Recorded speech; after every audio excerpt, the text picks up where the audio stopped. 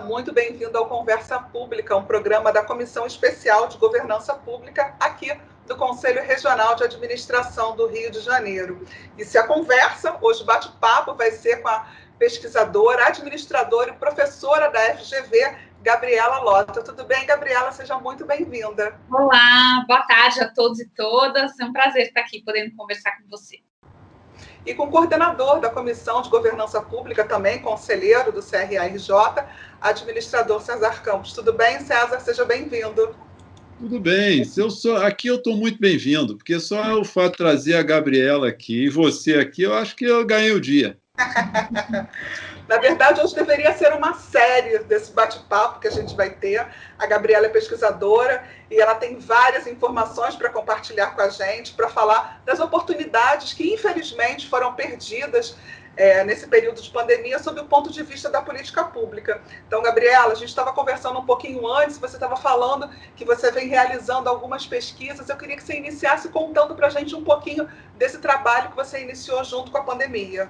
Tá bom. Bom, eu tenho feito pesquisas já há muitos anos, olhando para dentro do Estado, especialmente para o que a gente chama de profissionais da linha de frente dos serviços públicos, né? Que são as pessoas que implementam políticas, como os profissionais da saúde, profissionais da assistência, profissionais da segurança, da educação e assim por diante.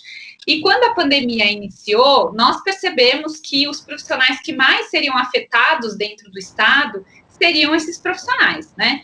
Seja porque os da saúde são as pessoas que estão cuidando dos doentes ou fazendo prevenção, o que a gente não fez muito, mas deveriam estar fazendo, sejam os profissionais, por exemplo, da assistência, que começaram a ter que cuidar de uma população em situação de vulnerabilidade que cresceu nesse período, os profissionais da segurança, que precisam resguardar a segurança em momento de isolamento, por exemplo, ou resguardar as medidas de isolamento e distanciamento social, enfim, esses profissionais que estão normalmente da linha de frente do Estado, estão na linha de frente da pandemia, né?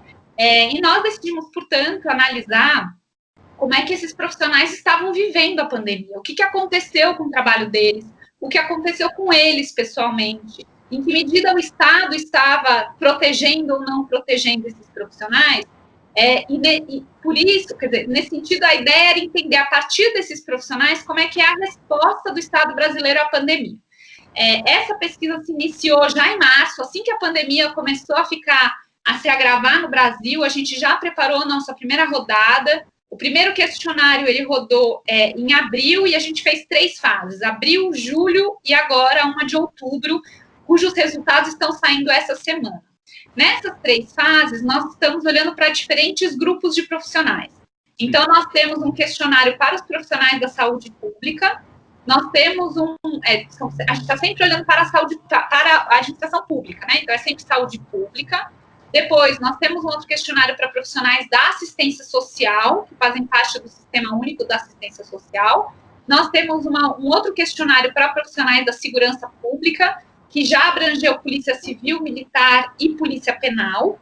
E nós tivemos também uma 4ª pesquisa com profissionais da Defensoria Pública. E essas 4 pesquisas, essas 4 frentes, elas estão, na verdade, dando para a gente um panorama sobre o que tem acontecido com esses profissionais desde abril até outubro, novembro, que foi nossa 3ª coleta de dados, que a gente está agora lançando, né? Vocês querem que eu já fale um pouco dos nossos resultados? Quero. Sim. Então, tá bom. Os resultados, eles são muito desesperadores, né? O que não precisava ser, mas eles são. E por que não precisava ser? Com isso eu já vou responder uma pergunta que o César me fez quando me convidou para participar dessa conversa. O Brasil, se a gente for comparar os países do mundo, o Brasil, assim como os países da América Latina, foram os últimos lugares onde a pandemia chegou temporalmente. Sim, perfeito. Nós tínhamos, pelo menos, 4 semanas de antecipação para se preparar para a pandemia. Então, enquanto na Europa a coisa começa a estourar lá em janeiro, a gente vai ter o primeiro caso relatado aqui no Brasil no final de fevereiro, e a transmissão comunitária só no meio para o final de março, 18 de março ou 20 de março se decreta a transmissão comunitária.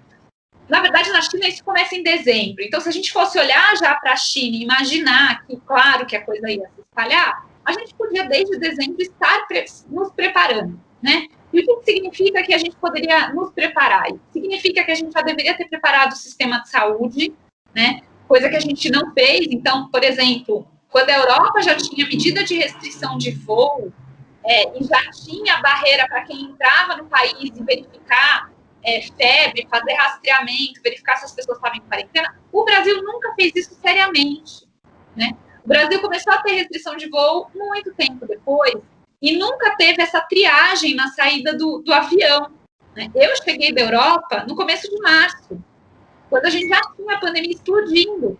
No aeroporto parecia normalidade, as pessoas não usavam máscara, você não tinha informação, você não tinha recomendação. Isso mesmo, foi isso mesmo, Foi isso mesmo. Exatamente. Então, o Brasil não se preparou. Como o Brasil não se preparou, o que aconteceu é que esses profissionais da linha de frente, já desde o início, foram afetados profundamente com os efeitos da pandemia. Não sei se vocês se lembram, mas a gente demorou até mais ou menos a final de abril, começo de maio, para conseguir comprar equipamento de proteção individual, porque começou a Guerra Mundial. Isso significa, César, que a gente deixou os nossos profissionais de saúde trabalhando na pandemia. Sem nada.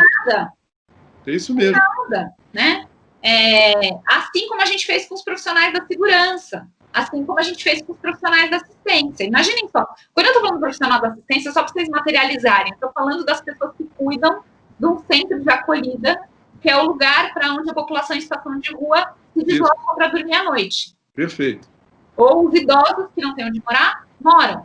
Então, eu estou falando de um trabalho que é altamente interativo e que essas pessoas, no mínimo, tinham que ter máscara e não tinham. E continuam não tendo, tá?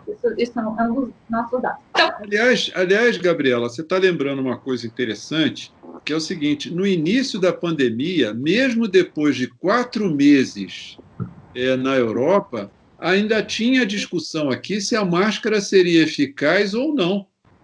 Perdemos um bom tempo e os profissionais na linha de frente usando o que tinha no hospital. Fora isso, não tinha nenhuma outra proteção, era o equipamento médico que tinha lá, que existia. Exatamente. Ou fabricando, né? A gente teve a unidade básica de saúde que comprou tecido e mandou os agentes comunitários costurarem máscara, né? Que não tem nenhuma garantia de qualidade e de capacidade de prevenção. Agora, Gabriela, eu queria te fazer uma pergunta. Nessa pesquisa que vocês desenvolveram, ela certamente busca alguns aspectos, né? Eu tive contato com uma equipe de psicólogas que abriu um trabalho voluntário na UFRJ para dar apoio psicológico aos profissionais de saúde da UFRJ que estavam atendendo nos hospitais. E era especificamente um atendimento por conta do alto nível de estresse que esses profissionais de saúde estavam tendo. Na pesquisa de vocês, quais são os fatores que vocês consideram? Então, a gente tem um bloco de perguntas sobre saúde mental e emoções, né? O relatório da saúde foi lançado ontem, então esse dado está fresquinho. 79% dos profissionais de saúde estão sofrendo de problemas de saúde mental, dos quais apenas 28% têm suporte por parte das equipes de saúde. Então, de fato, a gente está falando aí de um profissional, César, que está no seu limite do estresse, não só na saúde, a mesma coisa acontece na segurança e na assistência, tá? Então, pessoas que estão no limite do estresse e a gente ainda está demandando delas sem nenhuma perspectiva de diminuição, pelo contrário, né? Uma das razões que eu fiz essa pergunta é porque com esse trabalho dessas psicólogas, esse trabalho voluntário de dar atendimento, eles montaram uma plataforma que era para atender um determinado número. Explodiu. E aí confirma exatamente o que você está falando.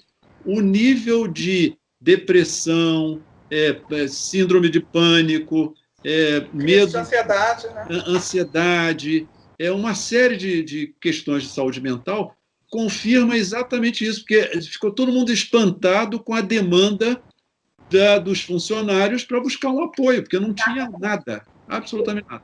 Eles precisam e não têm apoio, né? E isso, assim, por que as pessoas estão se sentindo assim? Claro, estão se sentindo assim que é uma pandemia, todo mundo está sofrendo. Agora, esses profissionais, eles estão sofrendo muito mais, não só por causa da natureza do trabalho, mas também por causa dessa falta de apoio e suporte que a gente estava discutindo. Né? Então, eu falei da falta de acesso a equipamento de proteção individual, isso diminuiu um pouco, assim, melhorou um pouco o acesso, mas pouco, né? O dado que a gente tirou ontem da saúde, 52% dos profissionais da saúde ainda não receberam nenhum tipo de treinamento para trabalhar na pandemia, né? 90% dos profissionais da segurança não receberam treinamento para lidar com a pandemia. Então, a gente está falando para essas pessoas, trabalhem mais, trabalhem diferente, porque vocês não podem ter um trabalho tão próximo como era antes, mas aprendam sozinhos e se virem com equipamento. Né? E é claro que o nível de estresse, de ansiedade aumenta. Tanto é, César, que nessa pesquisa a gente tem uma pergunta sobre medo, se você sente medo. E essa pergunta, ela se manteve constante nas 3 etapas. Em torno de 80% dizem que sentem medo. Ficou na mesma faixa nas 3? Antes era 89, agora virou 81, mas está muito próximo. Na mesma faixa, Na mesma faixa. E isso varia entre qualquer tipo de profissional, da enfermagem, da médicos, agentes comunitários, é super constante. Não, e o trabalho com medo, eu fiquei muito tempo trabalhando com o pessoal policial, a questão do medo é um nível de sofrimento que ninguém imagina. Enorme. E as consequências são sérias, de estresse, alcoolismo, uso de droga, etc., por conta do medo, de você trabalhar o tempo todo com medo. É um desgaste emocional enorme. E por muito tempo, né, César? Porque já faz 8 meses que eles estão trabalhando nessas funções. E eles sabem, embora parte da população brasileira não saiba, mas eles já sabem que a coisa vai piorar, e já está piorando. Então, a gente não sabe quando isso vai acabar. Né? E eles sabem que eles vão ter que ficar meses nesse mundo. Gabriela, essa pesquisa ela é Brasil, ela passa pela saúde, assistência social e segurança, né? Como você falou no início.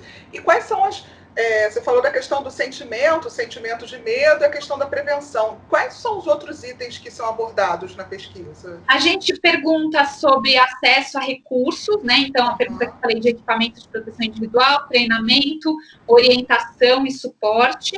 A gente tem um bloco sobre isso. A gente tem um bloco sobre saúde mental, medo e sentimento de preparo. A gente tem um bloco sobre mudanças nas práticas de trabalho. Então, na média, em todas as profissões, 94% deles relatam que a prática se alterou profundamente desde o começo da pandemia, e tudo experimental, porque eles não estão recebendo treinamento. E nessa última rodada, só para a saúde, a gente introduziu um bloco para a questão da crença na ciência, porque essa virou uma questão importante. Uma questão interessante. Muito bom acréscimo. Virou, né? Assim, de repente. Já que estamos falando de Brasil. Exatamente. Então, a gente fez várias perguntas sobre quantos profissionais de saúde acreditam na ciência e usam práticas científicas. Ficamos bem surpresos com algumas e mal surpresos com outras. Uma parte foi boa, uma parte foi ruim. Então, para vocês terem ideia, 90% dizem que o presidente não poderia indicar medicamento. O que é muito bom, né? Muito bom, ótimo. 97% dizem que eles consultam a ciência para decidir sobre a sua própria saúde. Boa. Muito bom. Agora, 32% acreditam que se o paciente quiser receber um medicamento que não tem comprovação científica, o SUS deve fornecer, porque é direito dele. Nossa, aí complica. Aí complica. Aí complica. Exatamente, aí complica. E é contraditório isso, né? Porque não faz sentido as duas outras respostas e essa, né? Então, a minha suspeita, a minha hipótese, Kátia, é que, em parte, isso tem a ver com a pressão que eles têm sofrido dos pacientes. Isso. Eu não sei se vocês lembram, mas a gente teve várias situações de hostilização contra o profissional de saúde que não quis indicar a medicação que o presidente indicava. A cloroquina. A cloroquina. Então, a minha hipótese é que eles estão falando, não, deixa o cara decidir, porque esse negócio está muito pesado para a gente decidir sozinho, né? Então, se ele quiser decidir, é problema dele, ele arca com as suas consequências. Agora, isso é muito problemático para o SUS, né? Lógico, não. Se não envolvesse o SUS, a gente podia até conversar a respeito. Mas como envolve o SUS, a coisa complica, porque você está falando de uma coisa pública, de liberar segundo uma orientação falsa, inconsistente, e aí é sério. Mas, Gabriela, eu queria perguntar uma outra coisa. para a gente, esse grupo, por exemplo, da UFRJ, etc., essa pesquisa que vocês fizeram, como é que eu poderia passar a informação para essas pessoas que trabalham, que estão também trabalhando com o pessoal na linha de frente sobre outro aspecto? Você tem alguma para a gente divulgar, para as pessoas terem acesso a isso? Claro, a gente tem no site do Núcleo de Estudos da Burocracia, a gente tem todos os relatórios disponíveis. Eu posso, não sei se eu falo aqui ou se eu passo... Pode falar, não, disso. Pode falar, pode falar. Então, vou... A gente coloca o crédito depois. Tá. NEB, de NEB, né? Neburocracia, neburocracia.wordpress.com.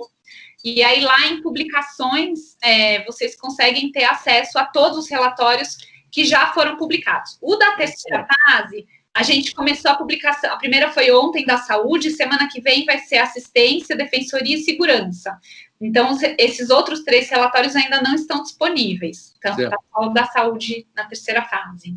Como a gente é um conselho regional, trabalha com administradores públicos, privados, etc., depois eu queria que você mandasse por escrito, porque eu não consegui anotar, porque o nome aqui ficou meio difícil. Tá bom. Mas para a gente poder...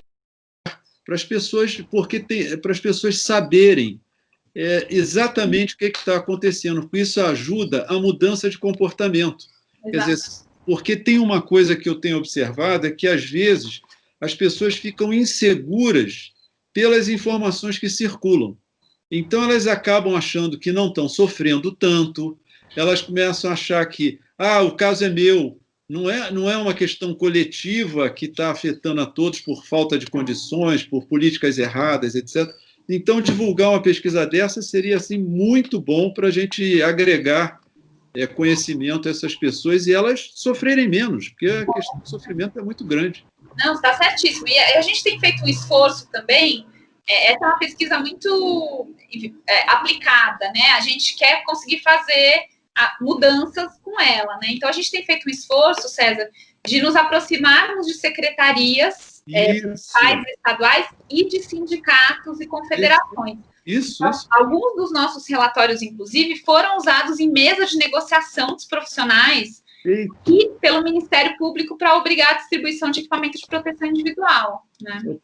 Eu tenho tido algumas conversas com o pessoal que trabalha em empresa, e está muito comum várias empresas, setor privado e até o setor público também, que com a experiência da pandemia botou todo mundo trabalhando em home office e não deu condição nenhuma das pessoas trabalharem. Então, eu estava conversando com pessoas com problemas de coluna, outros com problema de estresse por conta de ansiedades de chefe e dão uma demanda muito maior do que davam antes. E uma das coisas que a gente, na área da administração, que a gente está preocupado, é exatamente de que os gerentes eles estão precisando se reciclar para saber como é que trabalha com a equipe à distância. Perfeito. Porque senão ele descarrega a ansiedade dele e fica demandando, e o outro trabalhando 18 horas por dia e ainda achando que o defeito é dele, né? Ele está cansado porque o defeito é dele. Sai do campo visual, né? Sai do campo visual do chefe, a presença do funcionário, e ele se não tem aquele negócio do chefe circular no espaço de trabalho, né? E aí ali ele corrige algumas trajetórias erradas. Não, ele está com a mesma ansiedade dos outros. Então, se ele não tiver consciência disso, ele causa um estrago, um dano muito maior. Sim, exatamente. E isso a gente está muito claro com as nossas pesquisas, César, o quanto a gestão ela é um elemento central em momentos de emergência, né? Em momentos de emergência, não dá para ser cada um por si. É a gente pensar a guerra, né? Como é que a gente enfrenta uma guerra? A gente só enfrenta a guerra com muito comando. A gente só enfrenta a guerra com muita organização. Com unidade. E o que aconteceu com os nossos profissionais da linha de frente foi exatamente o oposto, né? Foi governos falando cada um por si, se virem, trabalhem. E informações conflitantes. Totalmente. Quer dizer, não só nas instâncias diferentes, como até no mesmo nível, né? E o caso que você falou, por exemplo, do isolamento, do uso de máscara. Uma das coisas que a gente captou na pesquisa com a polícia, na primeira fase, que foi lá em abril. A polícia, o governo de São Paulo tinha uma política de uso obrigatório de máscara e de isolamento físico. Sim. E quem deveria aplicar isso, fazer isso acontecer, é a polícia. O presidente era contrário a isso, era contrário ao isolamento, contrário de máscara. E aí o que aconteceu é que a polícia se dividiu. Uma parte da polícia dizia, eu não vou seguir o governador, eu sigo o presidente. A máscara virou ideológica. Virou ideológica. É claro, assim, se você não tem uma chefia que fala, vocês vão ter que fazer isso acontecer, é isso, vira cada um por si. O cada um por si no meio de uma guerra é um desastre, né? Tem um fenômeno que a gente estuda em administração, né, que é liderança circunstancial, que é o caso seguinte, pegou fogo, tem que gritar que está fogo para todo mundo dizer, ó, a saída é aqui. Se não tiver um para gritar, vai ficar todo mundo queimado ali, vão passar por cima do outro. E a pandemia teve essa experiência, né, de que a falta de comando, a falta de uma direção, a falta de uma liderança circunstancial, como estava sendo o primeiro-ministro da Saúde, né, que estava conseguindo criar uma unidade, né, de procedimentos, a gente perdeu isso. Agora, eu tinha uma pergunta para você, que é o seguinte, depois de tanta confusão, de tanta atrapalhação, de tanta perda de energia, né? A que você atribui isso, esse fenômeno na gestão pública? Foi um fenômeno só político ou também foi um fenômeno de gestão? Eu acho que as duas coisas, né? Mas, assim, na administração pública não existe gestão sem comando político, né? Isso é uma regra, vivemos numa democracia e o comando político, ele dita o funcionamento das coisas, né? Inclusive porque, por exemplo, a gente teve várias práticas que tiveram que ser alteradas em função da pandemia e o servidor público não pode sozinho mudar essas práticas. Perfeito. O servidor público não pode sozinho mudar uma regra de licitação para comprar um equipamento que nunca tinha sido comprado. Ele não pode, ele precisa ter uma ordenação política para isso acontecer. Então, nesse sentido, César, eu acho que é um problema político que se transformou em problemas de gestão, porque a gestão sozinha não dá conta. Não dá conta. Eu queria que é isso que eu queria que fosse falado, quer dizer, esclarecido, porque, às vezes, o funcionário público se sente culpado por não ter feito. Mas não, ele não tem condições de fazer, porque falta uma orientação clara para ele tomar aquela decisão, que ele fique acobertado com a decisão. É impressionante, isso aconteceu muito. Muito. Por exemplo, para dar um exemplo que as pessoas veem mais concretamente, né? A aplicação de teste, que o Brasil é uma catástrofe nesse ponto, né? Zero à esquerda. Quem é que a gente deve testar? A gente deve testar quem é sintomático, quem não é sintomático. A gente deve testar quem teve contato, quem não teve contato. Essas não são decisões que alguém da gestão tem que tomar sozinho. Essa é uma decisão política, porque o número de testes é limitado e a gente vai ter que decidir, porque quem vai arcar com a consequência é o político, não é o servidor. Não é o servidor. Exatamente. E aí, se não tem diretriz, o que acontece é que fica todo mundo perdido. Então, a gente tem lugares em que só testou quem já tinha febre, e aí a gente descobre que 90% dos testados estão doentes, mas, assim, a gente jogou teste fora, porque a gente já podia saber que eles estavam doentes sem ter feito o teste. Né? Pelas condições clínicas, você já sabia que ele estava doente.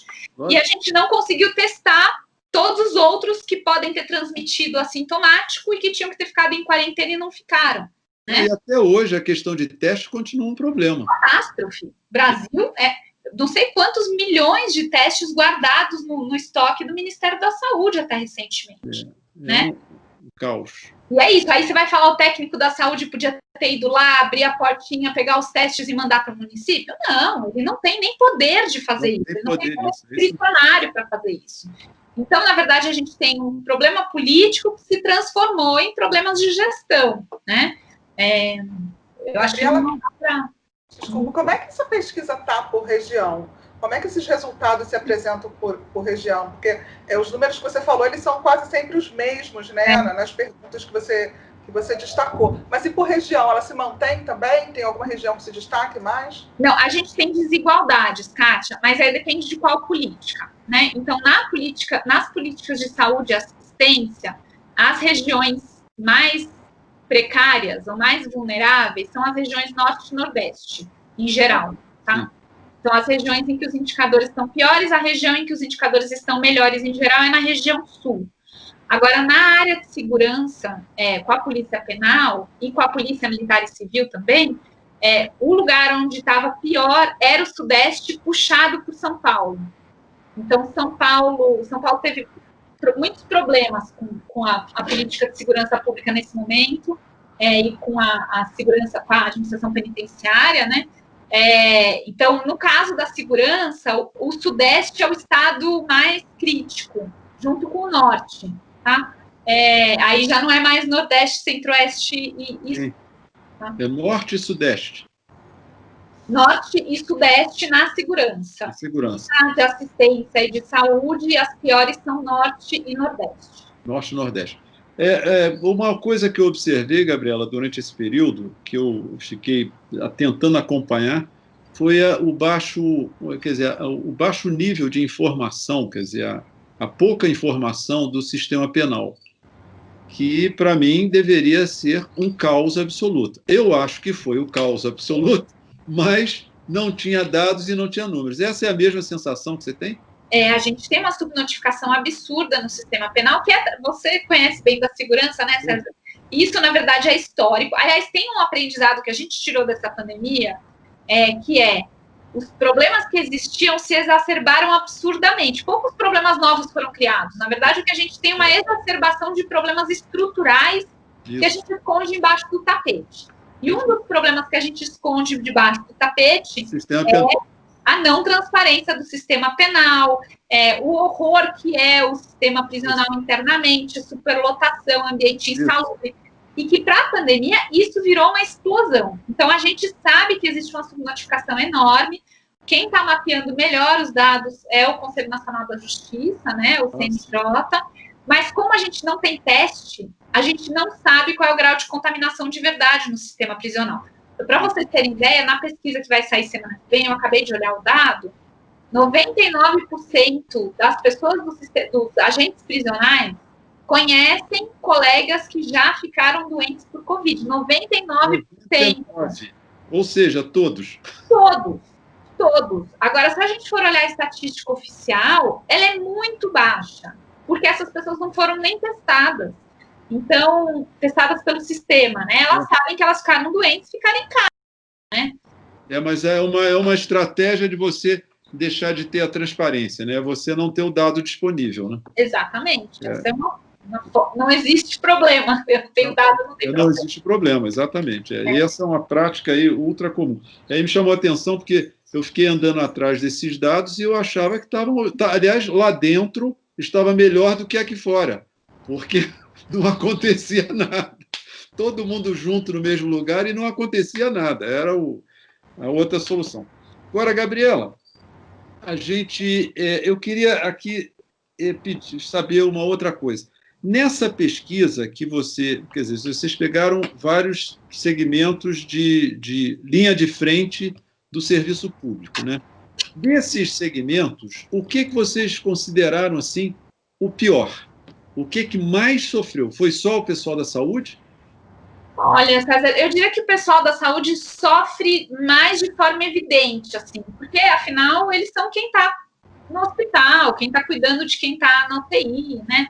Então, eles mais evidentemente sofrem. Mas se a gente for pensar em quem teve menos respaldo, menos apoio, de fato, foram os profissionais da segurança do prisional. O prisional é que ficou pior do que o da Polícia Militar e Polícia Civil. Ficou, porque eles... Aí, de novo, essa coisa do que é o ambiente do trabalho, né? Perfeito. Imagina o que é você ter que trabalhar cuidando das pessoas dentro deste presídio que a gente mencionou agora. Que não tem isolamento, que não pode ter isolamento. Que não tem isolamento, e você tem que fazer revista de cela. Como é que você faz revista de cela? Exato. Se você não sabe se ele está doente ou você está doente, né? E essas pessoas não têm... Aí a gente não tem visibilidade de que elas estão sofrendo, não tem investimento, 10% deles só receberam equipamento de proteção individual até agora, então eles não têm acesso ao equipamento, e isso não vai para a mídia, né? Então, assim, eu acho que se a gente for... É muito difícil fazer essa comparação, tá? Mas eu diria quem está numa situação mais crítica permanentemente, com menos apoio, como resultado disso, são os agentes prisionais, que já sofrem cotidianamente. Que já sofrem normalmente, que já têm essa desvantagem normalmente. Já sofrem. E aí teve um problema sério, César, em vários estados, que uma das coisas que se fez no começo da pandemia foi afastar as pessoas que têm condições de comorbidades do serviço, né? Eu sei de alguns presídios no estado de São Paulo em que 50% dos funcionários estão afastados, né? Então, você tem, às vezes, 12 funcionários para cuidar 24 horas. Da unidade inteira. De 20 mil presos. É isso aí. Essa é a nossa realidade. E aí não tem visita, então a tensão está nas alturas, não tem serviço, não tem advogado entrando, né? Esses presos não têm informação. Então, é um barril de pólvora. É um barril de pólvora. E a estratégia no sistema penal, quando você tem poucos agentes, a estratégia é manter aprisionado. Quer dizer, a rotina de movimentação diminui, porque não tem equipe suficiente para fazer o controle da movimentação. Então, mantém todo mundo dentro da cela. Aí, a pandemia piora mais ainda, a coisa fica caótica. Não, eu lembro que em julho a gente chegou a entrevistar alguns agentes prisionais e eles tinham decidido acabar com o banho de sol dos presídios. Por isso, porque eu não tenho gente, vou movimentar esse povo todo. Deixa...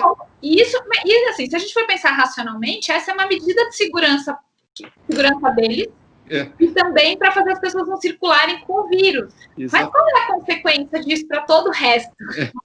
Para a saúde mental, para a atenção do presídio, para o próprio direito que o preso tem, né? Não é um caos. Agora, Gabriela, com esse quadro, né, e nessa pesquisa, vocês chegaram a... Tem alguma... o que vocês poderiam ver de perspectiva?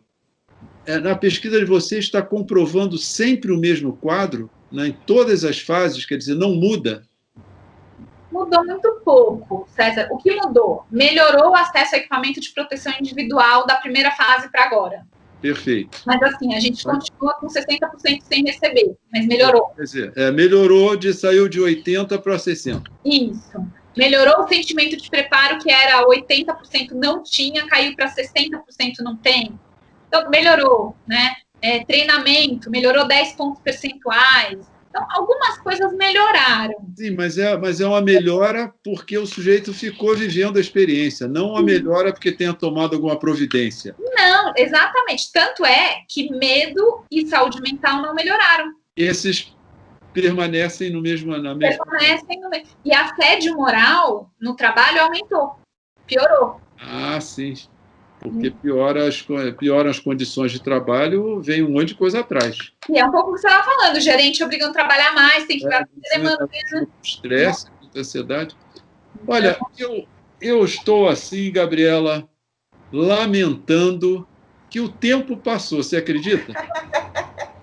Eu proponho que a Gabriela retorne, porque ela ainda vai estudar mais ainda, se aprofundar mais nessa outra fase, e que ela retorne para ela trazer mais informações para a gente. Eu vou adorar. Ter desdobramentos. Você vai virar aqui quase que permanente, vai dar uma carteirinha para ela aí.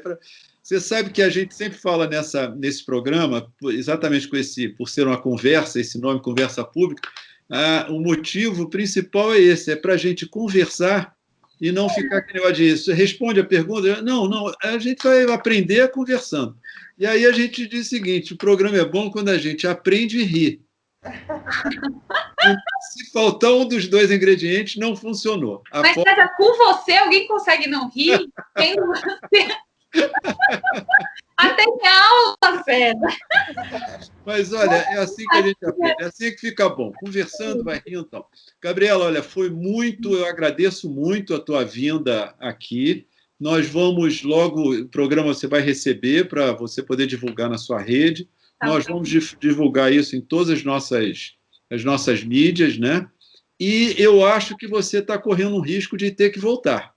Eu venho com o maior prazer. O convite já foi feito, a gente só precisa agendar mais para frente. frente. Mais para frente, nós vamos dar um jeito aí, porque eu acho que você vai precisar voltar, porque nós estamos entrando numa outra fase da pandemia, em que a gente precisa ver como é que a gente pode ajudar para melhorar e não ter esses números tão ruins como que você apresentou aqui da pesquisa que vocês fizeram. E o detalhe, o bom, é que essa pesquisa, ela traz muita coisa que ninguém quer tocar no assunto, que ninguém quer falar. Então, traz incômodos, e esses incômodos é que faz a gente mudar de comportamento, sair da área de conforto e denunciar o que está errado. Muito bom. A gente pode, numa próxima, de repente, pensar numa agenda mais propositiva, né? Hoje exploramos bem os problemas. Hoje você trouxe o caos para a gente. O caos. A gente pode partir na próxima. O que fazemos com o caos? Quando é que você acha que você tem? Você falou na semana que vem, você conclui essa etapa agora? Dos dados? Semana que vem a gente lança os próximos relatórios. Você já lança os próximos relatórios. Aí depois a próxima fase vem quando? E aí quando que a gente vai coletar de novo, não sabemos. Só se tivermos financiamento. Depende outra coisa. Olha, então a gente tem que trazer ela antes para ver se ela consegue financiamento para divulgar. Olha, Gabriela, foi muito bom. Agradeço muito você ter aceito o nosso convite. As portas estão abertas aqui para você. E, ao mesmo tempo, a gente gostaria de contribuir com a divulgação desse trabalho de vocês, que é muito importante. Então, eu pediria que você mandasse para a gente o nome da pesquisa, o site que tem, para a gente divulgar e estimular as pessoas a consultarem, porque é assim que pode mudar. Nós estamos entrando aí no processo eleitoral municipal e entrando junto uma pandemia, uma nova fase da pandemia. Talvez com mais informações, as pessoas pressionem mais os governos para tomarem atitudes melhores. Legal. Ótimo, foi um prazer. Muito gostosa a conversa. Fico à disposição aí para a gente fazer outras. Então, tá bom. Agradecemos muito. César, Kátia. Nós que agradecemos, Gabriela. E como a gente conversou anteriormente, antes da entrevista, né? Era uma conversa, o César replicou isso, era uma conversa, essa conversa pública, que a gente vai deixá-la mais pública ainda, compartilhando com os profissionais da administração. E, mais uma vez, o convite já fica aí. Só vamos agendar uma nova data para você retornar aqui para o nosso Conversa Pública. Perfeito. E quem ficou nos assistindo e quer mais informações, quer saber mais coisas sobre Conversa Pública, é só acessar o CRRJ Play, que tem várias entrevistas importantes com conteúdos diferenciados para você se manter informado. Até o próximo programa.